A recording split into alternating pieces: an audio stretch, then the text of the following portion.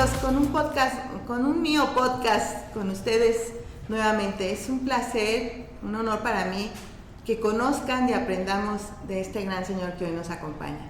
Él es el licenciado Miguel Coronado, es egresado de la Universidad de Guadalajara y tiene una experiencia de más de 15 años en lo que es administración de condominios. De eso vamos a hablar hoy. Créanme que es muy interesante, no se lo pierdan, porque de este tema podemos hablar muchísimas veces. Bienvenido, Miguel, es un placer para nosotros tenerte hoy aquí.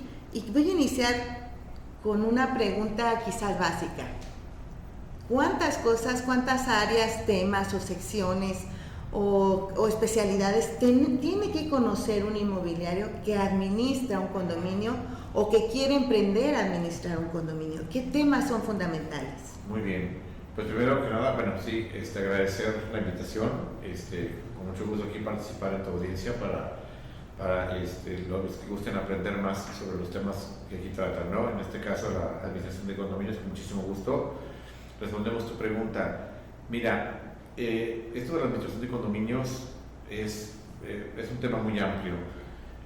Yo lo llamo pues una especie de nueva profesión, porque realmente la cantidad de temas que debe de conocer un administrador de condominios hoy por hoy para que se pueda tipificar o nombrar como profesional son enormes. Esto da, siempre lo he dicho yo, como para una carrera técnica de por lo menos 2 años. Son muchos los temas que se deben de conocer, mucho más allá de los 38 artículos que regulan la materia en el Código Civil actualmente. La materia que regula el condominio, no nada más la administración, sino el condominio en general, está en el Código Civil, en el artículo 1001 al 1038 actualmente.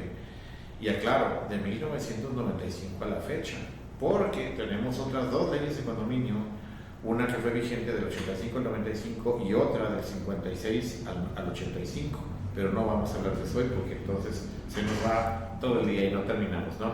Pues partiendo de la modernidad o de lo actual, lo contemporáneo, vamos a llamarle, ojalá la administración de condominios fuera solamente leer 38 artículos del Código Civil que están del 1001 al 1038, ojalá. Y tristemente lo digo con mucho respeto, algunos compañeros piensan que leyendo estos 38 artículos ya se pueden autoproclamar administradores de condominios. Ojalá fuera eso y no nada más. Ciertamente es la base, pero ¿qué debe de conocer un administrador de condominios que quiera ser profesional? Algunos temas muy por encimita, te platico. Debe de tener nociones de derecho municipal y derecho municipal en toda la extensión. ¿Por qué? Porque el condominio, bueno, primero parte de una autorización municipal, primero que nada, y más allá de la autorización municipal que tiene que ver con el desarrollador, hablando de la administración, de caminar en la administración, tiene relación con el municipio todo el tiempo. ¿Por qué? Temas de vialidad. Recientemente el gobierno ya aterrizó todos los temas de vialidad a los municipios. Ya no, si tú quieres, por ejemplo, pedir un tope, porque resulta que tu condominio está frente a una avenida y no puedes salir en la mañana por la cantidad de automóviles que es muy común, pues antes ibas a vialidad, el viejo edificio de tránsito, ya no, ahora tienes que ir directamente al municipio a pedir la autorización de un tope. ¿Que quieres pedir un semáforo? Ya no es tampoco el gobierno del estado, tienes que ir al municipio. Entonces tienes que, por lo menos, tener una noción en cuestiones municipales, cuestiones reglamentarias de construcción, es derecho municipal, temas, por ejemplo, de equipamiento urbano, lo que estamos hablando, ¿no? Semáforos, o sea, lo que es el entorno del condominio tiene que ver con el municipio. Ese es un tema de derecho municipal. Otro tema de Profeco. El administrador de condominios debe de tener nociones de la ley federal de protección al consumidor. ¿Por qué? Porque los condominios son grandes consumidores de insumos a gran escala, ¿no? O sea, en un condominio vas a contratar, por ejemplo, un servicio de cámaras, por ejemplo, para vigilar el condominio, de una cerca eléctrica, de un equipamiento de entrada, y pues tienes que tener nociones de Profeco o de protección al consumidor, porque los proveedores a veces te quedan mal. ¿Y a dónde vas a correr? A la Profeco. Debes de tener nociones también, una materia nueva, que por ejemplo no estaba cuando yo salí, que son los medios alternos de solución de controversias. Ahí es una materia novedosa. Ya no tienes que ir necesariamente a un juzgado, ahora ya puedes ir a un centro de mediación para resolver algún conflicto. en donde los acuerdos tienen carácter de sentencia ejecutoriada. Debes de tener como nociones de legislación federal en materia de manejo de aguas. Hoy por hoy hay muchísimos condominios en ciertos municipios como Tlajumulco, que no tiene la capacidad de proveer tanto el agua potable como el tema del drenaje, por la extensión del municipio y la capacidad económica que tienen. Entonces, hoy por hoy tú vas como desarrollador y pides un permiso para hacer un condominio y te dice sí, cómo no, pero siempre y cuando hagas tu pozo y hagas tu planta de tratamiento de aguas. ¿Se oye fácil? Pues sí, hago una mujer esa papa, no. Resulta que debes tener un permiso, es un título que te vale dar el desarrollador, tienes que estar pagando el consumo de agua, la Comisión Nacional del Agua, tiene que contar con una NOM, esa agua que estás extrayendo, no es nada más sacarla y distribuirla, sino tiene una norma oficial que debes de hacer valer cada X tiempo ante la Comisión Nacional del Agua. No puedes distribuir el agua. ¿Por qué? Porque debe cumplir con una calidad. Y no digas el tema de la planta de tratamiento de aguas, eso es toda una odisea, porque ahí debes de tener una NOM que debes de hacerla valer cada 6 meses ante la Comisión Nacional del Agua, porque si el agua que estás tratando no cumple con la NOM, no la puedes regresar al subsuelo, que es generalmente a donde se va el agua tratada. Entonces debes de tener conocimientos costoso, ¿verdad? Sí, aparte de costoso, ¿no? Debes de tener conocimientos administrador hoy por hoy profesional en temas laborales. Los condominios, pues, ¿qué condominio no tiene empleados, no? A veces se maneja la subcontratación, pero muchos condominios son patrones, están a en el IMSS, tienen empleados, y pues tenemos que tener nociones de derecho laboral para meternos en ese brete. Y también tenemos de tener conocimientos en materia de contratos relacionados con todo lo que te platico, ¿no? Voy a hacer un contrato para una instalación de cámaras en un condominio por $1 millón. Una instalación, pues debo tener un contrato, debo tener nociones en un contrato. Voy a tener un empleado, debo tener nociones de cómo hacer un contrato laboral. Entonces, resulta que voy a firmar mi propio contrato de servicios profesionales con el condominio. Debo de tener nociones en materia de contratos en términos civiles, de servicio, ¿no? Son algunas de las materias que un administrador que se precie de ser profesional debe de conocer, porque los condominios son más allá de una pequeña empresa en todo el andamiaje administrativo, jurídico, y no estoy hablando de temas fiscales porque se alarga la entrevista. Mucho más. Pero adelante. Más. Fíjate, Miguel, de todo este bagaje de información que tenemos que conocer los inmobiliarios, a mí me surca una duda en particular. ¿Qué tipos de asambleas tenemos y qué tenemos que saber de ellas para estar bien constituidos? Muy bien, es una buena pregunta. Primero tenemos que atender al año de constitución del condominio para saber qué tipo de asamblea debemos de conocer. Como te lo explicaba hace ratito, existen 3 leyes de condominio que rigen esta materia. Ahorita solamente vamos a hablar del Código Civil. Del Código Civil que rige el condominio de 1995 a la fecha, existen 2 tipos de asambleas, las ordinarias y extraordinarias. Y bueno, existen ciertas reglas para una y para otra que hay que respetar en todo momento para evitar, sobre todo, una nulidad. Ahorita hablamos, si quieres, del tema de la nulidad, pero así, a grandes rasgos te platico. De manera general, más allá de ordinarias y extraordinarias, que creo que todo el mundo lo hemos escuchado, lo que debemos de saber de este tipo de asambleas son los términos de convocatoria.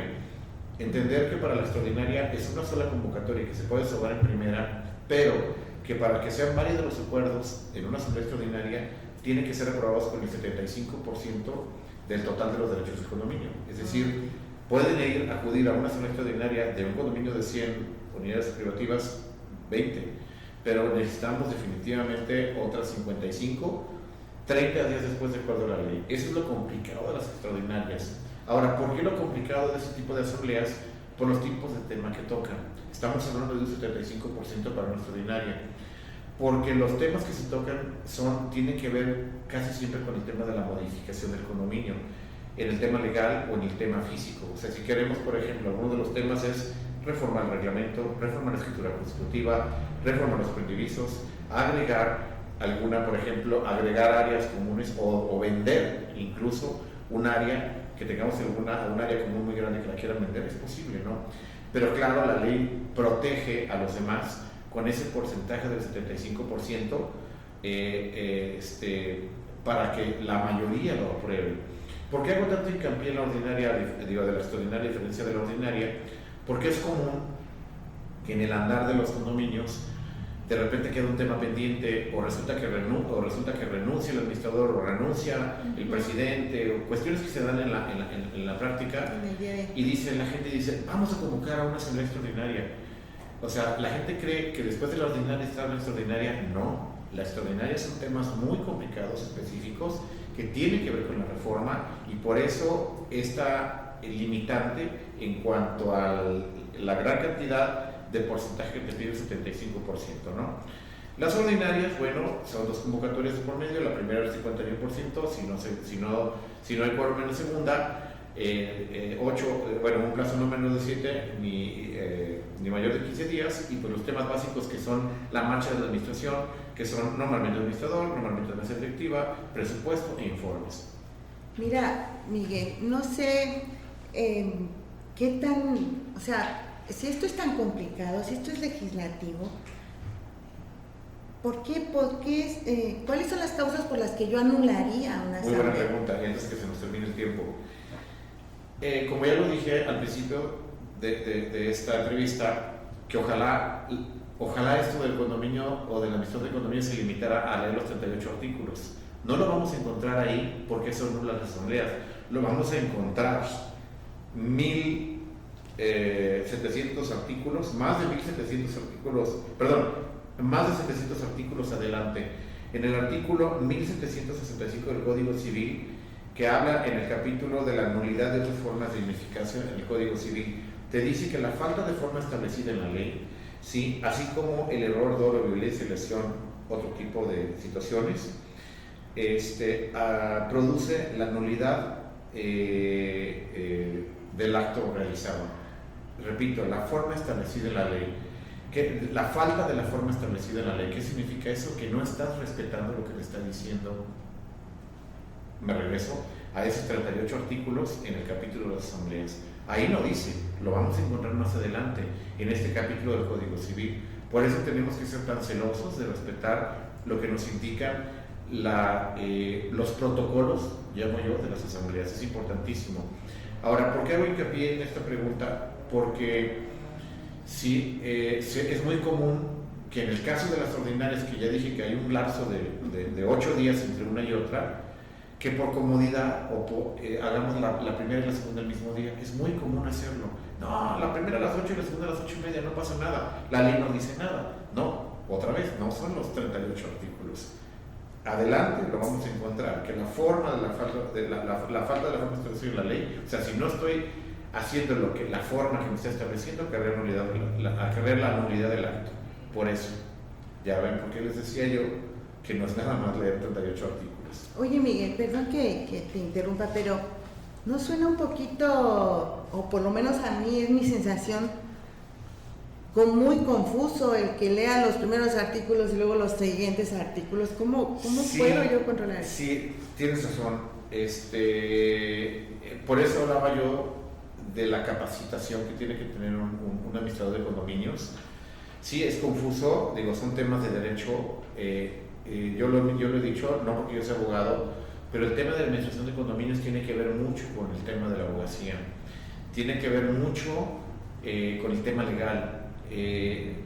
Siempre me dicen, es que tú eres abogado y por eso lo dices. No, pues sí, yo a lo mejor por ser abogado pues tengo cierta facilidad, pero como la ley no impide que cualquiera que no sea abogado pues pueda ejercer la administración de condominios, de hecho cualquiera puede ser administrador de condominios, pero sí tenemos que tener los conocimientos legales mínimos para poder ejercer esta profesión. Por eso les decía yo, de la lista que les acabo de mencionar, si se fijan, todos son temas legales. Todo lo que dije el municipio es legal. Todo lo que les dije, el tema de protección del consumidor es legal. El tema ya lo dije, de Conagua es legal. El tema de tener empleados es legal. O sea, sí tenemos que tener. Ahora, no por eso quiero decir, tienes que ser abogado para ser administrador de condominios. No, cualquiera puede serlo, pero sí tenemos que tener esas nociones para poder hacerlo bien y no cometer errores. Y sobre todo, no cometer ese tipo de nulidades, como lo acabo de mencionar, que lo dice la ley, porque el Código Civil, la falta de la forma establecida en la ley, o sea, es cualquier cosa que no tenga la forma establecida, pues no puede anular. Va a ser nulo, así es. Uy, Dios mío, o sea, hay que saber el derecho y al revés, todos esos artículos. Pues no el derecho y al revés. Yo, como lo dije al principio, nociones es lo que debemos de tener para poder ser un administrador y poder, en toda la sección de la palabra, porque son muchos los temas que tienen relación la administración del condominio. Pues miren, como ven, es sumamente complejo en realidad, porque sí es muchísimo lo que hay que saber realmente. Pero, y nos da para muchos temas, muchísimos temas en particular. Y quizás para los que ya están ejerciendo este trabajo, va a haber muchísimas preguntas, sobre todo en qué influye el código para el reglamento interno del condominio, causas de conducta que puedan ser aplicables o no aplicables, recomendaciones o tips que normalmente no encuentras en ningún libro. Exactamente. De todo eso, así muy brevemente, dinos, ¿cuál sería nuestro siguiente tema? Porque también hay algo que yo te quiero preguntar, y creo que no nos va a dar tiempo para expresarlo, pero ya hay asambleas acreditadas de manera virtual. Exactamente, es otro de los temas nuevos. El COVID, la pandemia, aparte de que nos dejó un nuevo modus vivendi con el home office, además de eso, nos ha dejado en materia de administración de condominios una reforma al Código Civil que se acabó de hacer el año pasado, donde ya se permiten las asambleas virtuales o a distancia o a través de un medio electrónico. Es un tema que podríamos hablar, entre otros muchos, como el tema de los reglamentos también de condominio. Podemos hablar de lo que ustedes gusten, con mucho gusto me pongo a la orden. La entrevista del día de hoy no es para asustarlos, es para que con toda la confianza puedan hacer todas las preguntas que quieran, y en programas posteriores trataremos de responderlas con mucho gusto. Trataremos de darle salida a todos los temas que haya con el tema de administración de condominios.